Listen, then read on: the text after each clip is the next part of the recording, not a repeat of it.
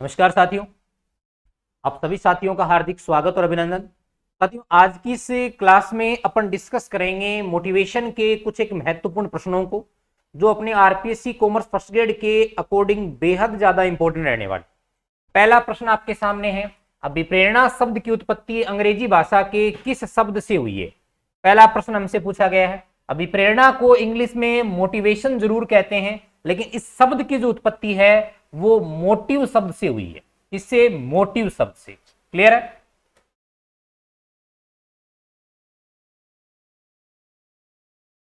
Second प्रश्न की ओर अपन बढ़ रहे हैं। प्रश्न संख्या सेकंड,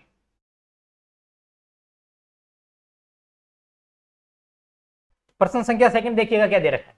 मोटिव जो शब्द है, इस शब्द का अर्थ किससे लगाया जा सकता है?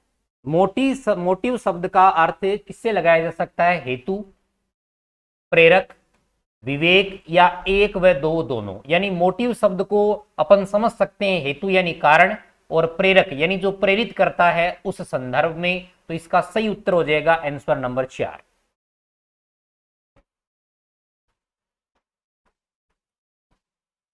क्लियर? नेक्स्ट अगले प्रश्न की ओर बढ़ रहे हैं। प्रश्न संख्या 3, अभिप्रेरणा का संबंध होता है, मोटिवेशन का संबंध होता है व्यक्ति की आवश्यकताओं के साथ, व्यक्ति की भावनाओं के साथ, व्यवहार के साथ या सभी के साथ। मूलतः अभिप्रेरणा जो शब्द है उसको जोड़ा गया है वो व्यक्ति की नीड्स के साथ यानी आवश्यकता के साथ जोड़ा गया है। तो ऑप्शन के अकॉर्डिंग सही उत्तर हो जाएगा ऑप्शन नंबर 1। यानी अभिप्रेरणा का संबंध व्यक्ति की आवश्यकताओं के साथ है। प्रश्न संख्या 4, अभिप्रेरित करने के लिए जिन तत्वों का प्रयोग किया जाता है। देखिएगा, अभिप्रेरित करने की प्रक्रिया को क्या कहा जाता है? अभिप्रेरित करने के लिए जिन तत्वों का प्रयोग किया जाता है उन्हें क्या कहा जाता है? और तीसरी महत्वपूर्ण बात, अभिप्रेरित होने वाला व्यक्ति क्या कहलाता है? तीनों अलग अलग चीजें हैं।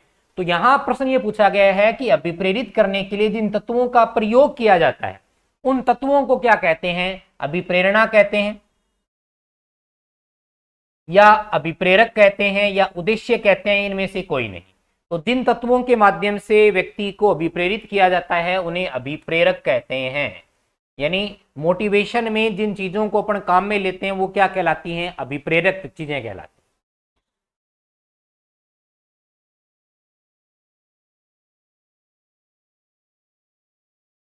हैं। नेक्स्ट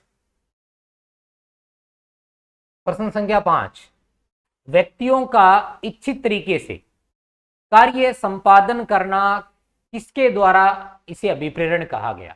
व्यक्तियों को इच्छित तरीके से कार्य संपादित करने के लिए प्रेरित करना ही अभिप्रेरण है। ये कथन मैकफॉरलैंड का है, option number B Stanley Vance का है, कुंटज व ओडोनेल का है, या ड्यूबिन का है। ये कथन किस व्यक्ति के द्वारा कहा गया था?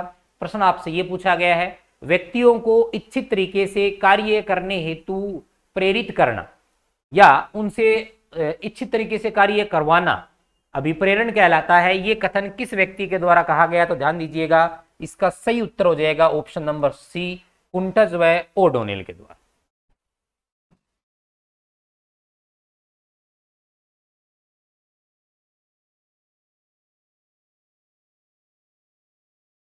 प्रश्न संख्या 5, प्रश्न संख्या 6, अभिप्रेरणा की विशेषताएं हैं। अभिप्रेरणा की विशेषताएं हैं। अभिप्रेरणा एक आंतरिक भावना है, अभिप्रेरणा एक सतत प्रक्रिया है, अभिप्रेरणा एक मनोवैज्ञानिक अवधारणा है, या ये सभी हैं। तो ध्यान दीजिएगा, अभिप्रेरणा का संबंध, अभिप्रेरणा एक आंतरिक भावना भी है, अभिप्रेरणा एक सतत प्रक्रिया भी है, अभिप्रेरणा एक मानवीय मनोवैज्ञानिक भाव भी है। इसका मतलब इसका सही उत्तर हो जाएगा, वो हो जाएगा ऑप्शन नंबर डी। कौन सा हो जाएगा? ऑप्शन नंबर डी इस प्रश्न का सही उत्तर हो जाएगा।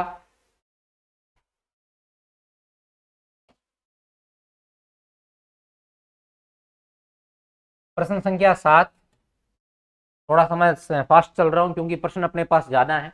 अभिप्रेरणा के संदर्भ में निम्न में से कौन सा कथन गलत है? गलत प्रश्न की बात हो रही है। अभिप्रेरणा वित्तीय व अवित्तीय हो सकती है। क्या अभिप्रेरित करने के लिए आप वित्तीय और अवित्तीय प्रेरकों का उपयोग कर सकते हो? बिल्कुल सही बात है, ये गलत नहीं है, सही कथन है। अभिप्रेरणा मानवीय संतुष्टि का परिणाम है। व्यक्ति संतुष्ट हो जाता है, वो ही अभिप्रेरणा है।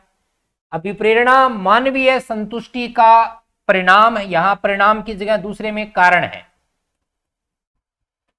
यानी एक तो व्यक्ति संतुष्ट होता है वो अभिप्रेरणा है, या व्यक्ति जिनके माध्यम से संतुष्ट होता है वो अभिप्रेरणा है। तो ध्यान दीजिएगा, अगला पॉइंट मैं पढ़ देता हूं। प्रेरणा सकारात्मक व नकारात्मक दोनों हो सकती है, तो यह भी कथन सही है। अभिप्रेरणा मानवीय संतुष्टि का परिणाम होता है, न कि कारण। तो गलत जो कथन है वो हो जाएगा ऑप्शन नंबर सी। अभिप्रेरणा मानवीय संतुष्टि का कारण नहीं बल्कि परिणाम है। इस प्रश्न में गलत कथन पूछा गया था, तो इसका सही उत्तर हो जाएगा ऑप्शन नंबर है सी। ध्यान दीजिएगा।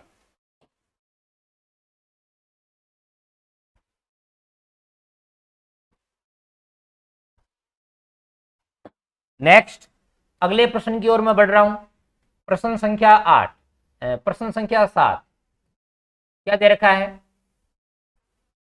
7 तो अपन ने कर लिया, प्रश्न संख्या 8 की मैं बात करता हूं। अभिप्रेरणा का महत्व है, यह कर्मचारी आवर्त दर को कम करता है, यानी कर्मचारियों को आने जाने से रोकता है, कर्मचारियों के कार्यकाल में स्थिरता बनाता है। बहुत अच्छी बात है, बिल्कुल सही पॉइंट है। कर्मचारी आवश्यकताओं की संतुष्टि है, मनोबल में वृद्धि है। ऑप्शन नंबर डी क्या है? ये सभी है। तो ध्यान दीजिएगा, इसके महत्वों की मैं बात करूं तो महत्वों के रूप में अपन समझेंगे पॉइंट नंबर डी इसका महत्व हो जाएगा। पॉइंट नंबर डी इस प्रश्न का सही उत्तर हो जाएगा। देखिएगा, मनोबल एक सामूहिक प्रक्रिया है। अगर आप सामूहिक रूप से लोगों को मोटिवेट कर रहे हो तो वो मनोबल बढ़ाना कहते हैं। और आप व्यक्तिगत रूप से किसी व्यक्ति को मोटिवेट कर रहे हो, उसे विप्रेरित कर रहे हो, उसे किसी काम को करने के लिए उत्साहित कर रहे हो, वो कौन सी है? अभिप्रेरणा कहलाएगी। बाकी है इसका ये क्या है? उद्देश्य। नेक्स्ट, अगले प्रश्न की ओर मैं बात करता हूं। प्रश्न संख्या 9, आवश्यकता कर्मबद्धता विचार का विकास किया था। आवश्यकता को कर्मबद्धता मानने वाला व्यक्ति कौन है, या किसने इस विचारधारा का विकास किया था? Option number 1 Abraham H Maslow, Herzberg, Victor Vroom, चौथा है आउची। बताइएगा। आवश्यकता कर्मबद्धता का सिद्धांत जो प्रतिपादित किया था वो इब्राहिम मास्लो ने किया था। सही उत्तर हो जाएगा option number 1। Option number 1, option number 1 इसका सही उत्तर अपना हो जाएगा। फिर अपन बात करते हैं नेक्स्ट, अगले प्रश्न की मैं बात करूं तो प्रश्न संख्या 10 अपन देखते हैं क्या दे रखा है। प्रश्न संख्या 10 है Abraham Maslow. Abraham Maslow Abraham Maslow की प्रसिद्ध पुस्तक निम्न में से कौन सी है? ये चीज अपन ने एनसीईआरटी से डिस्कस कर रहे हैं। एनसीईआरटी बुक में बकायदा दिया हुआ है 12th क्लास की कि जो अब्राहम मास्लो है इसकी प्रसिद्ध पुस्तक कौन सी है। तो toward psychology of being, motivation and personality, या दोनों। तो ध्यान दीजिएगा, अब्राहम मास्लो की दोनों ये प्रसिद्ध पुस्तकें हैं। टुवर्ड साइकोलॉजी ऑफ बीइंग सन 1968 में दी गई थी, मोटिवेशन एंड पर्सनैलिटी सन 1970 में दी गई थी। ये मूलतः अभिप्रेरण से संबंधित पुस्तक है। ये मूलतः अभिप्रेरण से संबंधित पुस्तक है।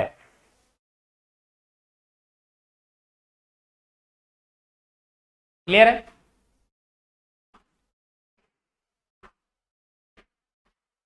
फिर मैं बात करता हूं नेक्स्ट, प्रश्न संख्या 11 की ओर बढ़ रहा हूं। प्रश्न संख्या 11 देखिएगा हमें क्या दे रखा है।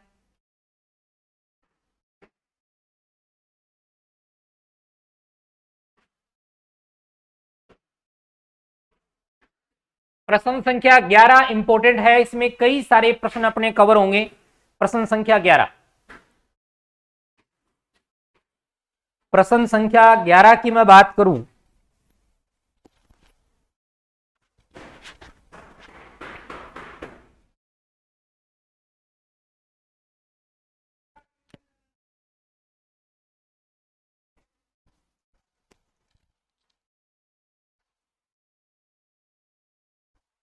प्रश्न संख्या 11 की अगर मैं बात करूं तो देखिएगा प्रश्न संख्या 11 में क्या दे रखा है, इधर विचारधारा दे रखी है और इन्हें इधर इनके प्रतिपादकों के नाम दे रखे हैं। विचारधारा की मैं बात करूं तो सबसे पहले दे रखी है आवश्यकता कर्मबद्धता की विचारधारा। आवश्यकता कर्मबद्धता की विचारधारा देने वाले जो प्रसिद्ध प्रबंध शास्त्री हैं वो कौन है, मास्लो है। कौन है, मास्लो। द्विघटक आरोग्य विचारधारा, द्विघटक का मतलब दो घटकों के ऊपर उसने सारी अभिप्रेरणा को बता दिया, वो है हर्जबर्ग। कौन है, हर्जबर्ग। एक देखिएगा एक्स वाई विचारधारा, आशा प्रत्याशा विचारधारा, कर्मचारी केंद्रित पर्यवेक्षक विचारधारा।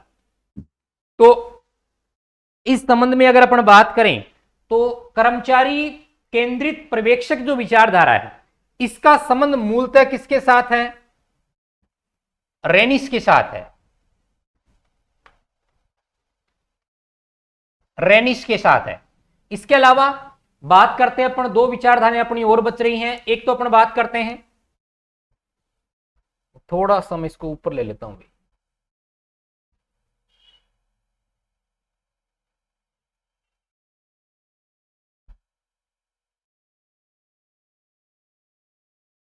एक सेकंड, प्रश्न में थोड़ा सा करेक्शन लग रहा है मुझे।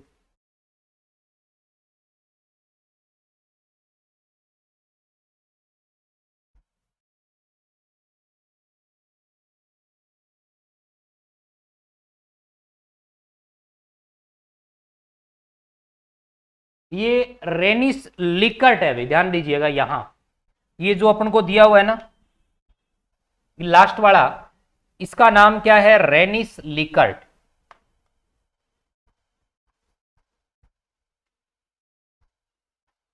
रेनिस लिकर्ट। तो ध्यान दीजिएगा कर्मचारी केंद्रित पर्यवेक्षण विचारधारा है वो रेनिस लिकर्ट के द्वारा दी गई, ये बिल्कुल सही ऑप्शन है।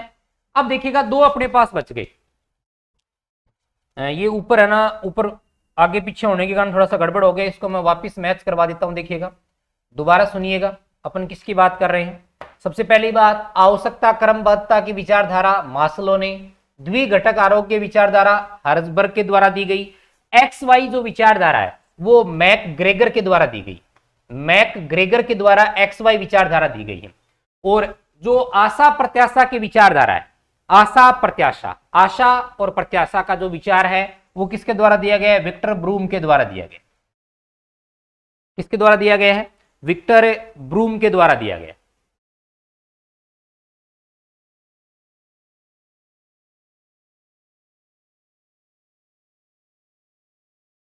तो ये मैचिंग कॉन्सेप्ट आपको ध्यान में रखना है, किस विचारधारा का प्रतिपादन किसके द्वारा किया गया वो चीज हमें ध्यान में रखनी है।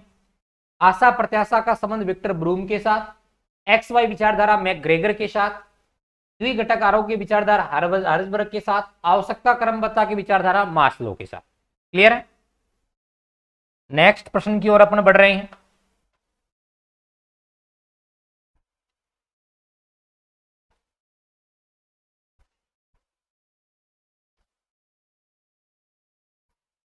मास्लो द्वारा मनुष्य की महत्वपूर्ण आवश्यकताओं को कितने भागों में बांटा गया।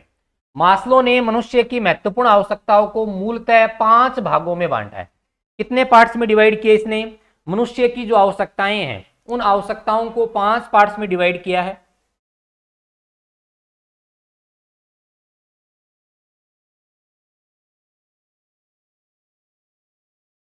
तो ध्यान दीजिएगा इस प्रश्न का उत्तर हो जाएगा ऑप्शन नंबर 4। प्रश्न संख्या नेक्स्ट की ओर मैं बढ़ रहा हूं। प्रश्न संख्या 13 निम्न स्तरीय आवश्यकता में सम्मिलित है। मास्लो के द्वारा जो आवश्यकताएं दी गई हैं उनमें निम्न स्तरीय जो आवश्यकताएं हैं उन निम्न स्तरीय आवश्यकता में किसको शामिल किया गया है, प्रश्न अपन से यह पूछा जा रहा है। तो देखिएगा मास्लो ने जो आवश्यकताएं बताई हैं वो आवश्यकताएं आपके सामने, आत्म विकास की आवश्यकता, अहम की आवश्यकता, सामाजिक आवश्यकता, सुरक्षात्मक आवश्यकता यानी सुरक्षा से संबंधित आवश्यकता हो गई। इसके अलावा एक अपना आवश्यकता देखते हैं वो मूलभूत चीजों की पूर्ति के संदर्भ में है, यानी मूल चीजों की पूर्ति हो जाए उससे संबंधित है। तो इनमें से निम्न जो स्तरीय आवश्यकता है ये तीनों वो तो हैं उच्च स्तरीय में। यानी व्यक्ति अगर अपनी खुद की मूलभूत आवश्यकताएं पूरी कर ले, अपनी सुरक्षात्मक आवश्यकताएं पूरी कर ले, उसके बाद उन्हें आत्मविश्वास या आत्मविकास की बात याद आती है, अहम की बात याद आती है, ईगो बाद में आता है, सामाजिक यानी समाज के जो संबंध है वो भी बाद में याद आते हैं। इसका मतलब इसका सही उत्तर हो जाएगा वो ऑप्शन नंबर 4। तो इसमें 2 हैं, बाकी ये तीनों आपके सामने स्क्रीन पर हैं। वो उच्च स्तरीय है और सुरक्षात्मक आवश्यकता है वो किसमें आती है साथियों, निम्न स्तरीय आवश्यकता में शामिल की जाती है।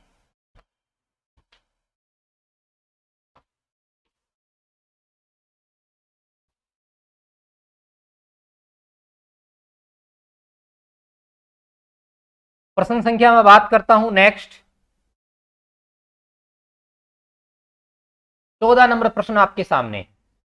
सहकर्मियों से मैत्रीपूर्ण संबंध किस आवश्यकता का संगठनिक उदाहरण है? प्रश्न को ढंग से समझिएगा। प्रश्न हमसे ये पूछ रहा है, एक संगठन की बात करते हैं, एक ऑर्गेनाइजेशन की बात करते हैं जिसमें आपके सहकर्मी जो कर्मचारी हैं उनके साथ आपका मैत्रीपूर्ण संबंध है, आपका मित्रतापूर्ण व्यवहार है। यह आपकी किस प्रकार की आवश्यकता से संबंधित संगठनिक ये उदाहरण है? क्या यह शारीरिक आवश्यकता से संबंधित है? बिल्कुल नहीं है। क्या यह सुरक्षात्मक आवश्यकता से संबंधित, इसमें सुरक्षा कहां नजर आ रही है? बिल्कुल नहीं है। प्रतिष्ठा का कोई मतलब ही नहीं है। तो सही उत्तर हो जाएगा सह संबंध या सामाजिक आवश्यकता। कौन सी? सामाजिक आवश्यकता। देखिएगा, जो अब मैं बात कर रहा हूं किसके बारे में, मास्लो के द्वारा। मास्लो के द्वारा 5 प्रकार की आवश्यकताएं बताई और नीचे से ऊपर के क्रम में बताएगी। सबसे पहले कौन सी बताएगी? शारीरिक। 2 नंबर कौन सी बताएगी? सुरक्षात्मक। 3 नंबर में अपन शामिल करते हैं तो 3 नंबर हो गई सामाजिक। 4 नंबर जो अपन बात करते हैं तो 4 नंबर होगी कौन सी? अहम की। और अहम या इसी को अपन बोल सकते हैं प्रतिष्ठा। और 5 नंबर जो आवश्यकता है वो हो गई संतुष्टि से संबंधित। यानी 5 नंबर आवश्यकता का संबंध किसके साथ हो गया? आत्मसंतुष्टि।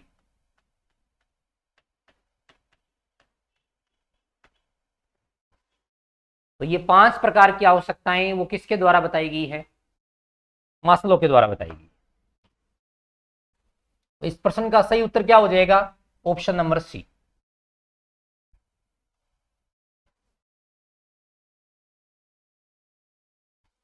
क्लियर है?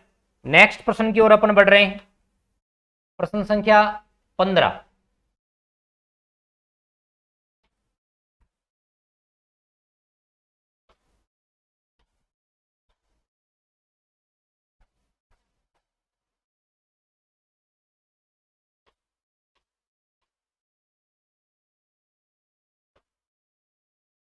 प्रश्न संख्या 15 की मैं बात करूं तो देखिएगा प्रश्न संख्या 15 में क्या दे रखा है।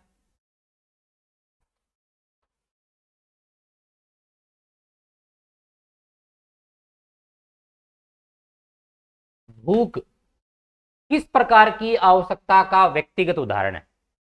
यानी भूख का संबंध किस प्रकार की व्यक्तिगत आवश्यकता का है? क्या भूख आधारभूत आवश्यकता या शारीरिक आवश्यकता में शामिल है? सामाजिक, सुरक्षा या प्रतिष्ठा? न ये सामाजिक है, न शारीरिक है, सॉरी न सुरक्षात्मक है, न प्रतिष्ठा है। भूख एक प्राथमिक आवश्यकता है, इसको अपन आधारभूत आवश्यकता में रखते हैं।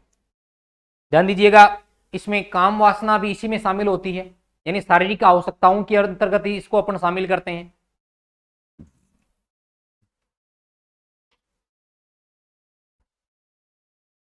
नेक्स्ट प्रश्न की ओर अपन बढ़ रहे हैं। प्रश्न संख्या 16। एक संगठन में आत्मसंतुष्टि की आवश्यकता का संबंध है। संगठन की बात हो रही है, संगठन में आत्मसंतुष्टि कब होती है? संगठन में आत्मसंतुष्टि का संबंध क्या पद शीर्ष से होता है? बिल्कुल नहीं होता। क्या इसका संबंध पेंशन योजना से होता है? बिल्कुल नहीं होता। क्या इसका उद्देश्य पूर्ति से या सभी से होता है? बताइएगा। आत्मसंतुष्टि का संबंध एक संगठन में किसके साथ होता है? तो इसका सही उत्तर हो जाएगा जब संस्था को उद्देश्य की पूर्ति हो जाएगी तो यह आत्मसंतुष्टि का विषय हो जाएगा। तो यह आत्मसंतुष्टि का विषय हो जाता है। तो सही उत्तर हो जाएगा उद्देश्य पूर्ति। किस पर्पज में बात की जा रही है? संगठन के पर्पज में बात की जा रही। 17 नंबर प्रश्न अपने पास है, मास्लो की विचारधारा के संबंध में सही कथन है। मास्लो की विचारधारा के संबंध में सही कथन अपन से पूछा जा रहा है। मास्लो की विचारधारा के संबंध में सही कथन होगा, यह गतिशील प्रतिरूप है, यह सकारात्मक विचारधारा है, यह असंतुष्ट आवश्यकता अभिप्रेरणा का माध्यम है, या उपयुक्त सभी। तो मास्लो ने इन सभी बातों पर बल दिया था, क्योंकि ये गति करती है तभी तो व्यक्ति मोटिवेट होता है। एक चरण आपने पार कर लिया शारीरिक आवश्यकताओं का, उसके बाद आप सुरक्षात्मक आवश्यकताओं के लिए काम करते हो, इसका मतलब गति तो इसमें है। यह सकारात्मक विचारधारा है, पॉजिटिव एनर्जी क्रिएट करती है, असंतुष्ट आवश्यकताओं के संबंध में है, बिल्कुल सही बात है। तो इसका सही उत्तर हो जाएगा ऑप्शन नंबर डी।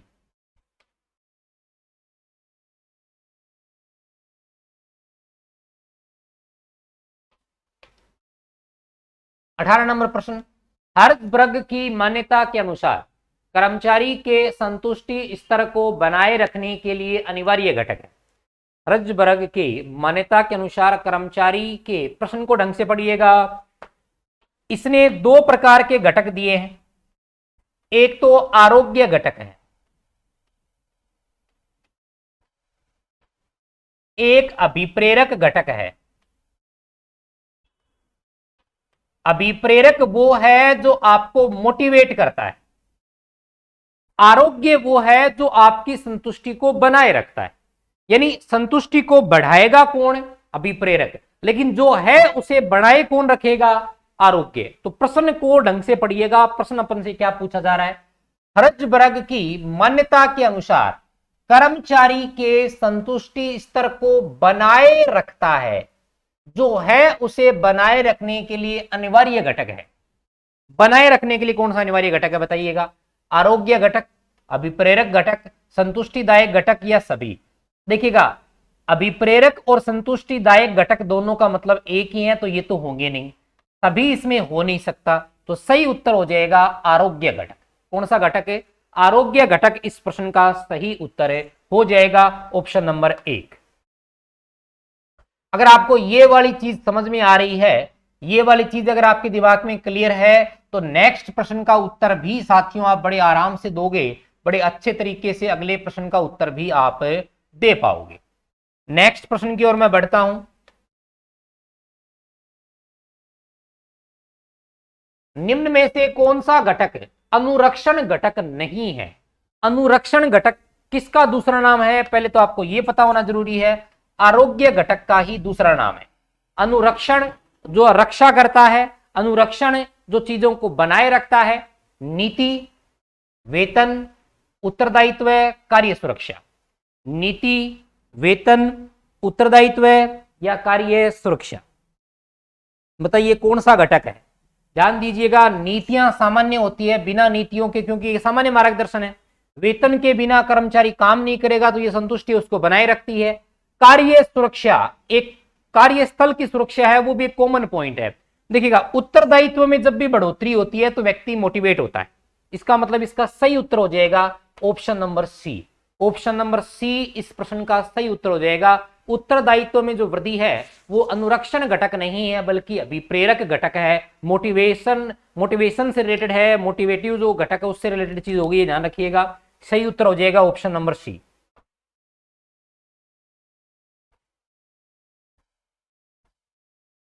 नेक्स्ट प्रश्न की ओर अपन बढ़ रहे हैं।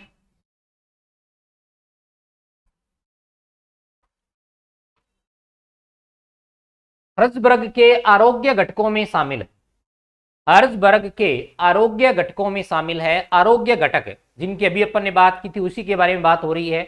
घटकों में क्या चीज शामिल है? आरोग्य घटक में क्या कार्य दशाएं शामिल है? बिल्कुल शामिल है। पर्यवेक्षण किस्म शामिल है कि पर्यवेक्षण कैसे होगा, वो चीज भी शामिल है।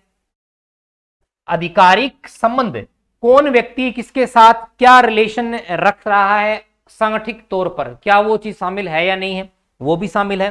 तो 20 नंबर प्रश्न का जो सही उत्तर हो जाएगा वो ऑप्शन नंबर डी हो जाएगा, यानी ये सभी घटक इसमें शामिल होते हैं। नेक्स्ट,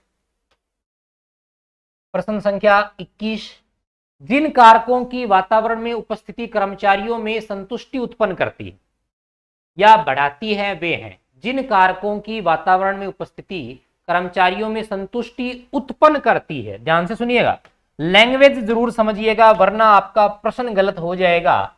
संतुष्टि या तो उत्पन्न करती है या संतुष्टि को बढ़ाती है। ग्रोथ करना या बनाना किसके संबंध में है? अभिप्रेरक घटक, आरोग्य घटक, अनुरक्षण घटक या सभी? उत्तर दीजिए साथियों फटाफट। क्या हो जाएगा? जो संतुष्टि को उत्पन्न करती है या संतुष्टि को बढ़ाती है वो कौन से घटक कहलाएंगे? ध्यान दीजिएगा, आरोग्य और अनुरक्षण घटक एक ही हैं, दोनों सेम हैं, इसलिए ये तो इसका उत्तर होगा नहीं। सही उत्तर हो जाएगा ऑप्शन नंबर 1। नेक्स्ट प्रश्न संख्या 22, अभिप्रेरक तत्वों में शामिल है हर्ज़बर्ग के अनुसार। अभिप्रेरक तत्वों में हर्ज़बर्ग ने कौन कौन चीजों को शामिल किया है? क्या उपलब्धि आपको मिलती है तो अभिप्रेरक होते हो आप? अगर आपने चयन ले लिया फर्स्ट ग्रेड में तो क्या आप मोटिवेट होंगे कि नहीं होंगे? मान्यता, आप किसी चीज की मान्यताएं देते हो, मान्यता सिद्ध मतलब सिद्धि प्राप्त कर लेते हो। व्यक्तिगत विकास या स्वयं कार्य? प्रश्न हमसे पूछा गया है अभिप्रेरक तत्वों में शामिल है हर्ज़बर्ग के अनुसार। प्रश्न संख्या 22, अभिप्रेरक तत्वों में शामिल है किसके अनुसार? हर्ज़बर्ग के अनुसार। प्रश्न संख्या 22 अपन से ये पूछा गया है।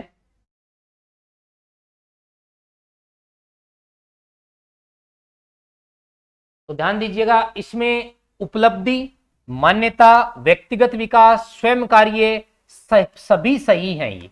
तो एक ऑप्शन इसमें और था, ऑप्शन नंबर 5 सभी का। तो सही उत्तर हो जाएगा इसका ऑप्शन नंबर 5 होगा साथियों, सभी। ध्यान दीजिएगा, ये सभी के सभी जो कारक हैं वो कौन से में आते हैं? अभिप्रेरक में आते हैं। आपको उपलब्धि मिली तो आप मोटिवेट होते हो, आपने कोई मान्यता बताई, किसी चीज की सिद्धि प्राप्त कर ली तो भी आप मोटिवेट होते हो, व्यक्ति का खुद का विकास हो रहा है तो मोटिवेट है, स्वयं कार्य कर रहा है तो भी मोटिवेट है। तो उत्तर डी इसका, ई इसका सही उत्तर हो जाएगा। नेक्स्ट प्रश्न संख्या 23, हर्ज़बर्ग की द्विघटक विचारधारा का अभिप्रेरक तत्व है। अभिप्रेरक तत्व की बात हो रही है।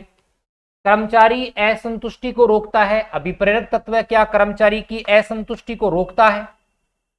कर्मचारी की संतुष्टि में वृद्धि करता है, कर्मचारियों को अभिप्रेरित करता है। 2 व 3 दोनों सही है, बताइएगा सही उत्तर क्या हो जाएगा?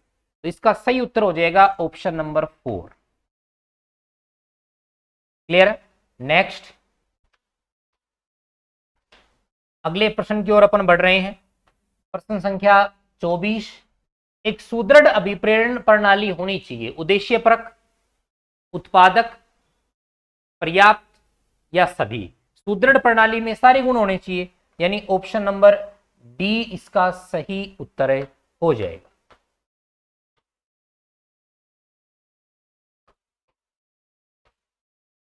प्रश्न संख्या 25, अभिप्रेरण के वित्तीय प्रोत्साहनों में क्या चीज शामिल होती है? वित्तीय प्रोत्साहनों में जिसमें रुपए पैसे से संबंधित बात होती है। वेतन भत्ता बताइए रुपए पैसे में आता है कि नहीं आता है? बिल्कुल आएगा। लाभ भागीदारी आएगी, सह साझेदारी आएगी, यानी सब में पैसा इन्वॉल्व है, इसलिए उत्तर हो जाएगा ऑप्शन नंबर डी। कौन सा हो जाएगा? ऑप्शन नंबर डी इस प्रश्न का करेक्ट आंसर हो जाएगा। प्रश्न संख्या 26, गैर वित्तीय प्रोत्साहनों में शामिल नहीं है की बात हो रही। गैर वित्तीय का मतलब आपके मालिक ने आपकी पीठ थपथपा दी, शाबाशी दे दी, आपको इशारों में बेस्ट ऑफ लक बोल दिया, अच्छा काम कोई विश्व आपको संकेत दे दिया, वो सारी चीजें आपके लिए क्या है? गैर वित्तीय। सांगठनिक वातावरण, संगठन का अच्छा वातावरण, विकास के सुअवसर, पद की सुरक्षा, ये तीनों चीजें गैर वित्तीय हैं। अनुलाभ रुपए पैसे से संबंधित चीज है तो उत्तर संख्या इसका डी हो जाएगा। उत्तर संख्या 4 इस प्रश्न का सही उत्तर हो जाएगा साथियों। क्लियर है? 27 नंबर प्रश्न, अभिप्रेरणा के अभिप्रेरणा को प्रबंध का हृदय किसने कहा है? महत्वपूर्ण प्रश्न। अभिप्रेरणा को प्रबंध का हृदय किसने कहा है? क्या मास्लो ने कहा है, कुंटज ने कहा है, डेविस ने कहा है या लीकर्ट ने? तो सही उत्तर हो जाएगा ऑप्शन नंबर 4, लीकर्ट के द्वारा अभिप्रेरणा को प्रबंध का हृदय कहा गया है। ऑप्शन नंबर डी इसका सही उत्तर हो जाएगा। तो साथियों, ये अपनी आज की क्लास है, जिस क्लास में अपन ने अभिप्रेरणा के जितने भी महत्वपूर्ण प्रश्न बन सकते थे उन सभी प्रश्नों को डिस्कस किया है। मैं ऐसी उम्मीद और पूरा विश्वास करता हूं कि जो मैटर अपन डिस्कस कर रहे हैं वो अपना पेपर के लिहाज से बेहद और बेहद ज्यादा महत्वपूर्ण है। अपना साथ यूं ही बना रहे। धन्यवाद।